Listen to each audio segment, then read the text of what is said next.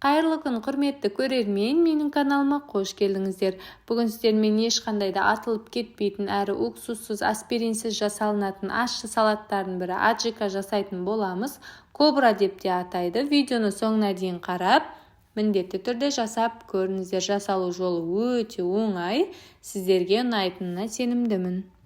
Ол үшін ең алдымен қажетті көкөністердің барлығын жақсылап таза суға қайта-қайта жуып алатын боламыз.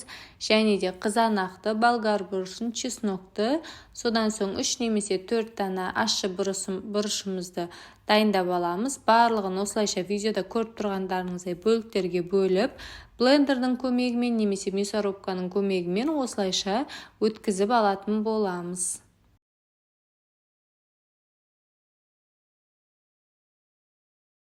Құрметті көрермен, каналымды жоғалтып алмас үшін каналыма тіркелмеген болсаңыз, міндетті түрде подписаться батырмасын басып қойыңыз.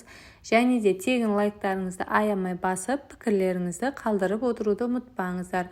Менің каналыма кіріп, неше түрлі тәттілердің, салаттардың, ыстық тағамдардың рецепттарын қарасаңыздар болады. Плейлист бөліміне кірсеңіздер, барлық рецепттер бөлім-бөліммен сол жерде сақталған, міндетті түрде кіріп қарап көріңіздер. Каналымнан өзіңізге ұнайтын рецепт табатыныңызға сенімдімін. Осылайша болгар бұрышын, помидорды барлығын еттарқышынан өткізіп алдым. Чеснокты да өткізіп аламыз. Қыздар, ащы қызыл бұрышымызды қалауыңызша, егерде орташа ащылықта болсын десеңіз, 2 данасын қоссаңыздар, немесе 3 данасын қоссаңыздар, орташа ащылықта болады. Егерде 4-еу қосатын болсаңыздар, қатты ащы болады. Сол үшін де қатты ащы болғанын қаламасаңыз, 2 немесе 3 данасын қоссаңыз да жеткілікті.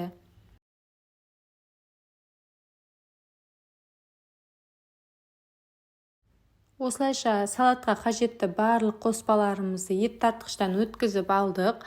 Барлығын үлкендеу бір ыдысымызға, жаңағы біз қайнатып жасайтын боламыз. Қайнататын ыдысымызға салып, барлығын жақсылап араластырып алатын боламыз.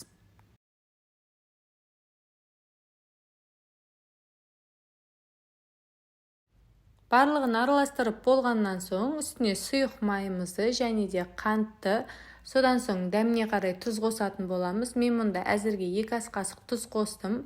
Қайнап шыққаннан соң дәмін көріп, егерде аз болса үстіне тағы да қосатын боламыз. Қыздар, бұл салатқа қажетті заттардың барлық мөлшерін міндетті түрде описание бөлімінде қалдыратын боламын. Осы рецептпен жасап көріңіздер. Сол кезде ешқандай да атылмай, өте әдемі, дәмі де керемет болып шығады.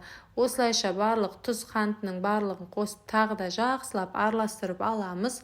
Содан соң газге қойып 25-30 минуттай жақсылап үлкен отта, астын үлкен отқа қойып жақсылап қайнатып алатын боламыз.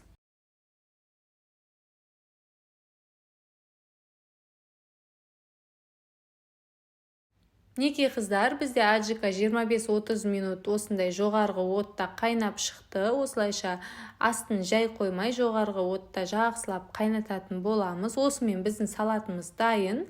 Осылай қайнап болғаннан соң тұзының дәмін көресіздер. Егерде тұзы аздау болса, тағы да үстінен қосып жіберіңіздер.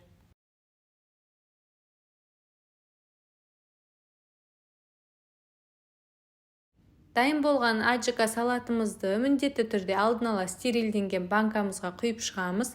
Қыздар, банканы стерилдеу міндетті түрде. Крышкаларында осылай қайнаған суға қайнатып алсаңыздар да болады. Осылайша банкаларымызға бөліп құйып шығамыз. Қыздар, осы рецептпен жасасаңыздар, сіздерде 4 немесе 4,5 литр салат аджика шығатын болады. Егерде одан да көбірек етіп жасаймын десеңіздер, осы рецепті 2 немесе 3 есе етіп көбейтіп жасасаңыздар да болады.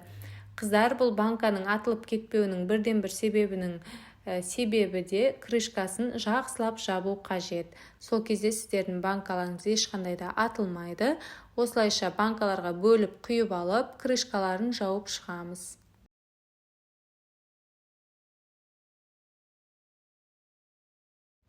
Салатты осылайша банкаларға құйып, крышкаларын жақсылап жауып шығамыз. Кез келген тағаммен үйлесетін ащы салаттардың бірі. Қыздар, міндетті түрде осы рецептпен жасап көріңіздер. Ешқандай уксус, ешқандай аспирин қосудың қажеті жоқ. Өзі ащы салат болғандықтан әрі Осы рецептпен жасап көріңіздер, ешқандай да атылмайды қыздар. Ең бастысы жаңағы крышкасын жақсылап жауып, және де осы салаттарды жауып болғаннан соң міндетті түрде банкамызды төңкеріп, жылы жауып 2-3 күнге қалдыратын боламыз. Сол кезде сіздің банкаңыз ешқандай да атылмайтын болады.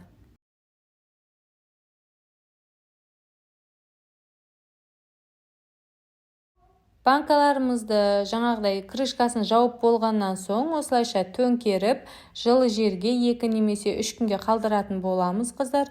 Сол кезде ешқандай да атылмай жақсы сақталатын болады. 2-3 күннен соң бетін ашып, салқын жерге қойсаңыз да немесе бөлме температурасында сақтасаңыз да сіздің банкаларыңызға ештеңе де болмайды және де ешқандай да атылып кетпейді. Мінекей қыздар, осымен біздің салатымыз дайын. Дәмі деген өте керемет, магазиндегі аджикадан әлде қайда артық керемет болып шығады. Өзіңіз басқанның бір жақсы жері ашылғын өзіңізге ұнайтындай етіп жасап аласыздар. Қыздар, міндетті түрде осы рецептпен жасап көріңіздер, өте керемет болып шығады, әрі ешқандай да атылмайды. Уксус және де аспирин қосудың қажеті жоқ. Бұл ащы салат болғандықтан ешқандай да атылып кетпейді. Баршаңызға видеоны соңына дейін қарап, маған қолдау көрсеткендеріңізге рахмет. Каналыма тіркеліп отыруды ұмытпаңыздар.